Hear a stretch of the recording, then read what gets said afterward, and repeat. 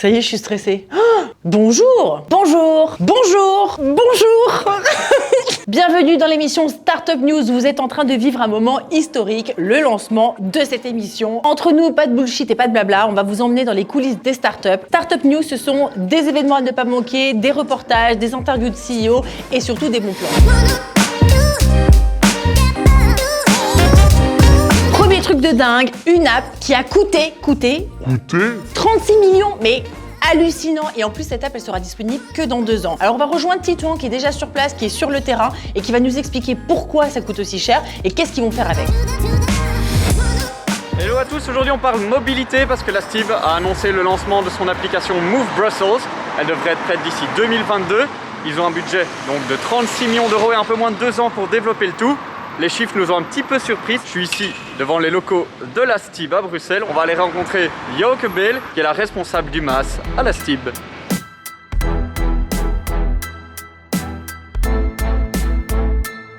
Cette application, c'est quoi en 2 mots? C'est une application qu'on appelle MaaS qui se veut intermodale et multimodale, c'est-à-dire qu'on combine en fait plusieurs modes, soit dans le même trajet, ça c'est de l'intermodalité, soit un jour le tram, un jour le vélo, un jour le bus, donc ça c'est la multimodalité.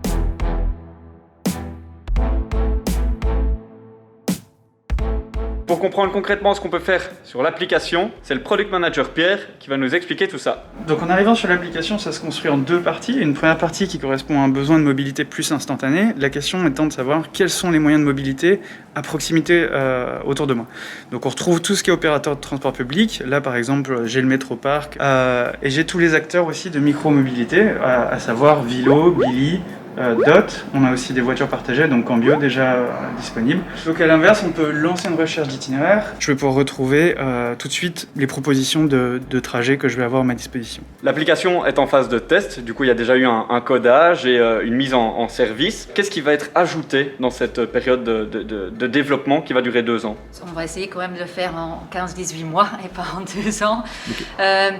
Le but du pilote, c'était vraiment d'apprendre sur le besoin des clients, la satisfaction par rapport au UX UI, mais aussi le travail avec les Mobility Service Providers qui sont des partenaires. Après, sur la période, puisqu'on est quand même une société qui est publique pour une partie, on se doit avoir des validations qui malheureusement durent plus longtemps que dans un monde privé. Alors en réalité, des applications de multimodalité comme celle que développe la Stib, il en existe déjà, comme par exemple Skipper qui a été lancé fin 2019.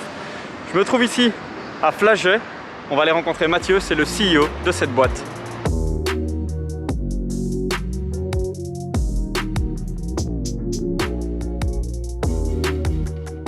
Bienvenue. Salut Mathieu, ça va? Mathieu, CEO de Skipper. 1,50 m de distance. On respecte bien les règles, on enlève La pièce est aérée. La pièce est aérée, effectivement. Super. À la base, Skipper a commencé comme un projet B2C et donc on s'est dit en fait on va créer une application qui va regrouper tous les différents moyens de transport dans une app et on va permettre aux utilisateurs de nouveau de pouvoir planifier leurs itinéraires, réserver et payer. Donc la Stib a récemment annoncé qu'elle avait 36 millions d'euros et 2 ans pour développer leur application Move Brussels. Quand tu as vu ces montants et ce temps, comment tu as réagi? Évidemment, quand j'ai dit 36 millions, je me suis dit wow, 36 millions, belle enveloppe. Quand je vois ce que nous a coûté Skipper, on n'est évidemment pas à ce genre de budget-là, mais bon, il faut évidemment comprendre qu'est-ce qu'ils vont faire de ces 36 millions. Il y a d'abord un gros travail d'investissement à faire pour intégrer tous les opérateurs. Ensuite, il y a un travail de maintenance, il y a un travail de s'assurer que les coûts opérationnels soient couverts pendant probablement un assez long laps de temps.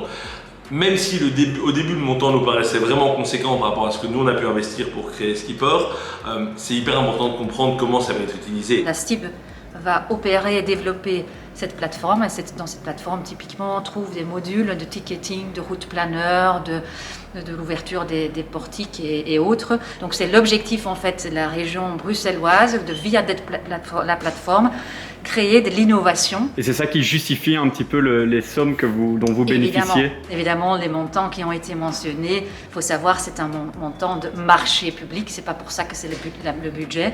Et deuxièmement, il y a dans ça le développement de la plateforme et aussi bien la maintenance, parce qu'on parle d'un contrat 5+3, donc c'est quand même sur 8 ans. Donc c'est un peu réducteur de dire que c'est juste une application qui est développée. Vous l'avez compris, les 36 millions, c'est pas uniquement pour l'application. Il y a de l'intégration et surtout de la maintenance. Mais quand même, 2 ans d'attente, 36 millions. On enchaîne avec une start-up belge qui a carrément défoncé Kickstarter. Ils ont voulu faire une campagne de crowdfunding, ils ont demandé 25 000 € et au final, ils ont eu quasiment 200 000 €. On part les voir et surtout, on va leur demander quels sont les bons plans pour réussir une bonne campagne de crowdfunding. Une fraiseuse numérique, c'est vraiment un peu le jumeau opposé de l'impression 3D, c'est-à-dire que plutôt que d'ajouter de la matière, on va venir retirer de la matière. Donc on passe d'un modèle 3D, et puis ensuite on va partir d'un bloc de matière, et on va venir retirer de la matière en 3 dimensions. Le gros avantage que ça va avoir par rapport à l'impression 3D, c'est qu'on peut travailler à peu près toutes les matières qu'on veut, donc on peut travailler sur du bois, sur des métaux, sur des plastiques, sur des alliages, ce genre de choses. Ce qui est super chouette, c'est qu'on se trouve ici dans tes locaux. Tu m'as dit récemment que vous aviez déménagé. Qu'est-ce que vous allez faire avec ces 200 000 €? L'idée, c'était vraiment d'arriver à un volume minimum pour commencer à lancer un peu toutes ces productions à grande échelle. C'est un truc qui nous tenait à cœur aussi parce que ça nous permet de bosser en fait avec des entreprises belges et plus locales plutôt que de devoir sourcer des pièces dont on connaît pas toujours l'origine. Et donc voilà, ça va être vraiment pour développer un peu la filière de production, pour lancer ce produit sur le marché et montrer qu'il y avait un marché. Et là j'avoue qu'on est assez content parce que ça a plutôt bien marché. Et comment vous avez fait pour faire cartonner une campagne Kickstarter sur un produit de tellement de niche? Parce que il y a quand même 130 contributeurs. J'ai regardé les prix, c'est quand même pas donné. Le travail, en fait, il s'est fait beaucoup en amont. Donc, c'est trois gros mois de travail, je vais dire, entre le tournage, la préparation de la page, faire tout ce qui est visuel. Enfin, nous, on travaille vraiment beaucoup sur les visuels et la communication graphique. On fait des partenariats aussi. On a débloqué des chouettes partenariats avec des gros acteurs européens comme Wikifactory ou Distributed Design, qui sont vraiment des acteurs actifs dans l'open source, dans la fabrication décentralisée, etc. Et ça nous a ouvert plein de portes, quoi. Bah merci Roldan. Et puis à très bientôt. Je te souhaite une bonne continuation. Avec plaisir. Écoute, merci beaucoup à toi aussi. À bientôt. À bientôt. Et maintenant, c'est du lourd. Rendez-vous avec Thierry qui va interviewer le CEO de la semaine. Alors, qui est-il ce CEO? Il envoie des satellites dans l'espace, il collabore avec SpaceX et il a même refusé un job avec Elon Musk. Benoît. Salut. Yes, on se retrouve ici. Micro éclaté, mais interview vraiment très stylée. Pour l'interview CEO, et c'est pas n'importe quel CEO, je vais essayer de faire ta bio professionnelle en 2 secondes. Ex-NASA, ex-ESA, ingénieur, j'imagine. Dans les satellites, on va en parler tout de suite. Et on t'accueille aujourd'hui puisque tu viens de signer un gros contrat avec l'ESA. Donc bienvenue chez nous. Merci. Est-ce que tu peux nous définir c'est quoi un microsatellite? C'est un satellite qui est pas trop cher et qui a la taille d'une machine à laver en gros. Voilà. Là où les satellites habituels ont plutôt la taille d'un minibus. Ah ouais, un minibus, ok, donc la machine à laver pas mal. On ressent le côté un peu start-up et les punchlines qui viennent quand même à la fin. Une start-up dans l'espace, c'est pas habituel chez nous. Raconte un peu comment en Belgique une start-up comme la tienne peut exister, quoi. Alors déjà, faut être super têtu. Faut être têtu et il faut avoir mis un peu de sous de côté parce que ça m'a pris quand même 1 an et demi pour lever le seed. Ok. Faut pitcher des gens. On est plus sur un écosystème qui préfère le digital et des business models plus simples, plus rapides. Ici, quand on ouvre le pitch en disant ça va prendre au moins 7 ans et on va avoir 50 millions de capex, ça va peut-être réussir. Ça refroidit pas mal d'interlocuteurs. Il y a un petit silence, un petit silence poli. Et souvent, ils appuient sur le bouton caché en dessous de la table pour appeler la sécurité. Pour qu'ils se lancent, ces satellites, on parle souvent de t'as booké un slot chez SpaceX. Ouais, plusieurs même, ouais. Mais nous, on fait pas le lanceur, donc on fait pas la fusée qui va dans l'espace.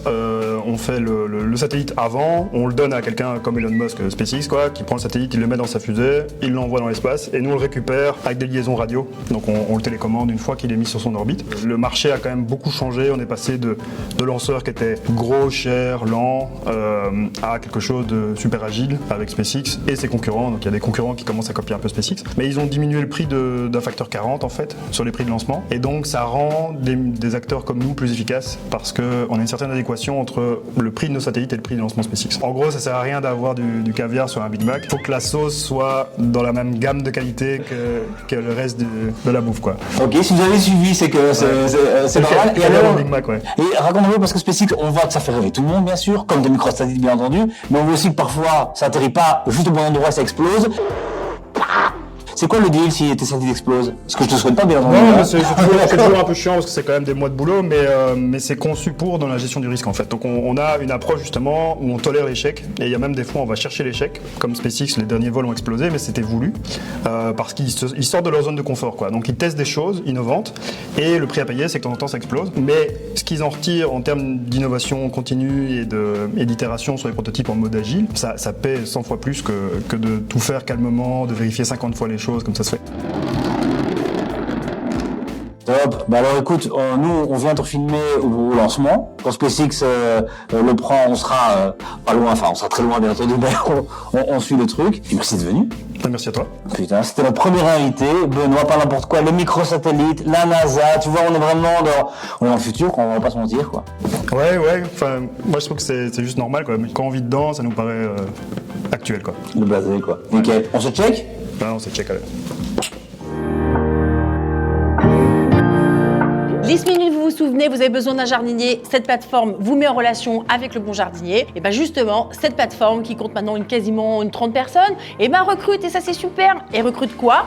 Un junior back-end développeur. Alors si vous êtes intéressé, contactez 10 minutes. Deliveroo, ça y est, pour la première fois en 6 ans, devient rentable. Merci 2020, merci la crise du Covid. Et qu'est-ce qui fait qu'on est rentable? Et ben on scale. Et où est-ce qu'on scale? En Belgique, notamment à Louvain-la-Neuve, à Mons et à Tournai. Le black à la buvette, c'est fini, je dis ça, je dis rien. Bisport Plus lève 500 000 € grâce à Sambre Invest et B-Angels pour digitaliser tous les clubs de sport. Startup News, c'est fini. Bah oui, c'est dommage, c'était tellement chouette. Rendez-vous la semaine prochaine, même jour, même heure. En attendant, n'oubliez pas de vous abonner, de liker, de commenter, de partager et de nous rejoindre sur les réseaux sociaux.